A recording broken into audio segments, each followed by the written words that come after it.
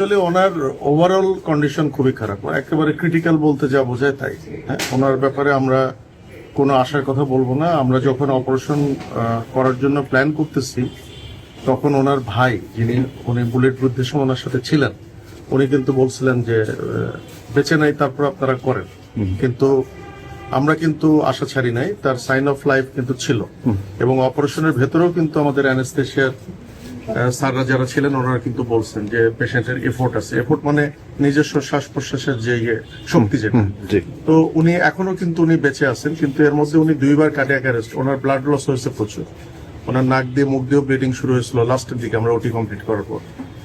এখন আমরা পেশেন্টের ব্যাপারে কোনো আশার কথাই বলবো না।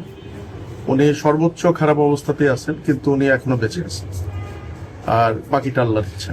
আর আমরা এই ধরনের ক্ষেত্রে যেটা করি, খুলে ফেলি, খুলে মগজের ভেতর যে রক্তগুলো থাকে ওগুলো আমরা বের করে দিই, যাতে ব্রেন বড় হওয়ার সুযোগ পায়, ব্রেনের ভেতর যে চাপটা আছে সেই চাপটা যাতে কমার সুযোগ পায়। এটাই হলো এটার ম্যানেজমেন্ট।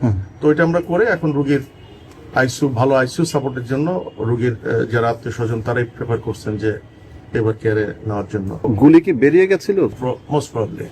মানে আমরা এত হারিনেসের মধ্যে, কারণ বুলেট যদি ভেতরে থেকেও যায়, ধরে নিলাম যে বুলেট ভেতরে মগজের ভেতরে আছে, ওটা একদম মগজের সেন্টার পয়েন্টে, ওখানে অ্যাপ্রোচ করার কোনো প্রয়োজন নাই, ওটা করাও হয় না। মানে বেরিয়ে যায়, বুলেটটা বের হয়ে গেছে, কারণ বুলেট একদিক দিয়ে ছিদ্র হয়ে আরেক দিক দিয়ে হাড্ডি ভেঙে বের হয়ে গেছে, সুতরাং ওটা বুলেটই বের হয়ে গেছে আমরা ধরে নিতে পারি। কিন্তু বুলেটের কিছু ফ্র্যাগমেন্ট ব্রেনের ভেতর থেকে গেছে, সেটা আমরা যখন অপারেশন করছি কিছু ফ্র্যাগমেন্ট আমরা পেয়েছি, ওগুলো আমরা সংরক্ষণ করছি, খুব ছোট ছোট ফ্র্যাগমেন্ট।